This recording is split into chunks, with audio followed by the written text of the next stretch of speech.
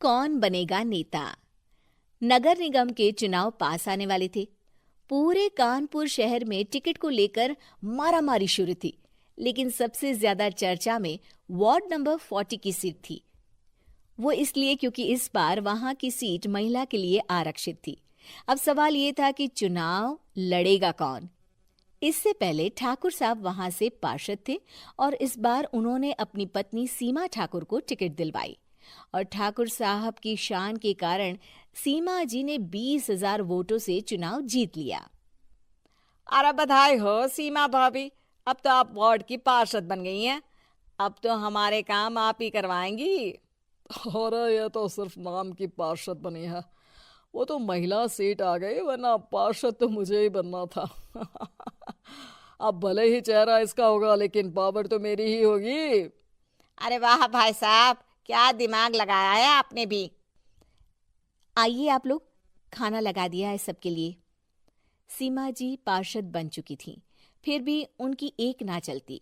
सारे काम ठाकुर साहब खुद ही संभाल लेते और जहां जरूरत पड़ती वहां सीमा जी का अंगूठा लगवा लेते। सीमा जी ज्यादा पढ़ी लिखी भी नहीं थी। एक दिन ठाकुर साहब और सीमा एक प्रोग्राम में जाते हैं। अरे ठाकुर साहब, आप आ गए। ओहो, पार्षद मैडम भी आ गई हैं। स्वागत है आप दोनों का। लगता है हमारे पार्षद फंड का सही इस्तेमाल हो रहा है। चलिए अब उद्घाटन करते हैं। ये लीजिए ठाकुर साहब कैची, आप ही सबसे पहले प्रवेश कीजिए। सब लोग आगे निकल जाते हैं और सीमा जी पार्षद होने के बावजूद भी पीछे खड़ी रह जाती हैं। वो देखती हैं कि वेलकम बोर्ड पर उनका नाम है, लेकिन महिला होने के कारण कोई उनका सम्मान नहीं कर रहा। अगले दिन एक आदमी उनके घर आता है। अरे ठाकुर साहब नमस्कार। कल ना हम नोटिस किए कि हमारा घर तो अवैध है और नगर निगम वाले उसे तोड़ने आ रहे हैं। अरे कुछ कीजिए ना ठाकुर साहब। देखो भाई, मैं तो ज्यादा कुछ कर नहीं सकता, पर अगर तुम सबकी जेब गर्म कर दो तो कुछ हो सकता है। कुल मिलाकर 4 लाख लगेंगे। अरे 4 लाख ठाकुर साहब? अरे भाई, मैं अपने लिए नहीं मांग रहा हूँ। दरोगा है, इंजीनियर बाबू है, बड़े साहब है, सबको देना पड़ता है ना थोड़ा थोड़ा। बोलो है मंजूर? तभी वहां अचानक सीमा जी आ जाती हैं। अरे ये आप क्या कर रहे हैं?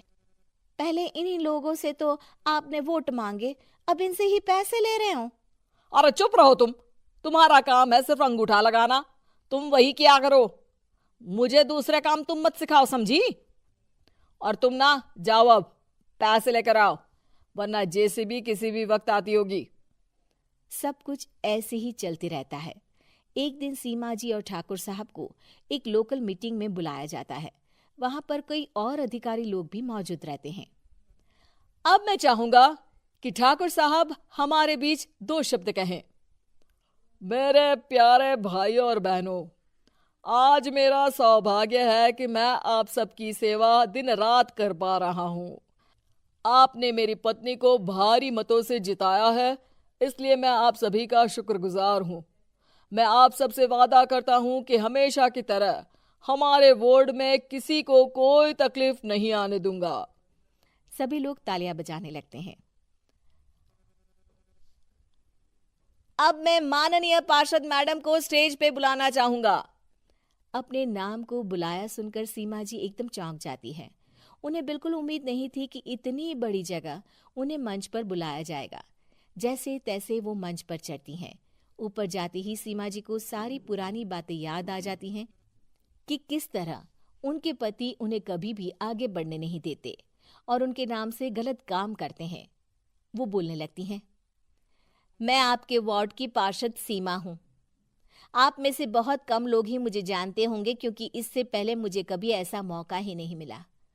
सारे मौके मेरे पार्षद पति यानी आपके ठाकुर साहब ही लेते रहे, लेकिन आज ये मौका मुझे मिला है तो मैं इसे ऐसे ही नहीं जाने दूंगी। मैं आपको ये बताना चाहती हूँ कि आपके ठाकुर साहब मेरे नाम की आड़ में गैर कानूनी काम करते हैं, जिस पर अंगूठों के निशान मेरे होते थे। इसीलिए मैं अपनी गलती मानती हूँ और आज अपने पद से इस्तीफा देती हूँ, ताकि आगे से कोई गलत काम ना हो पाए। अब फैसला आप सबके हाथ में है कि आप हमें क्या सजा देना चाहते हैं।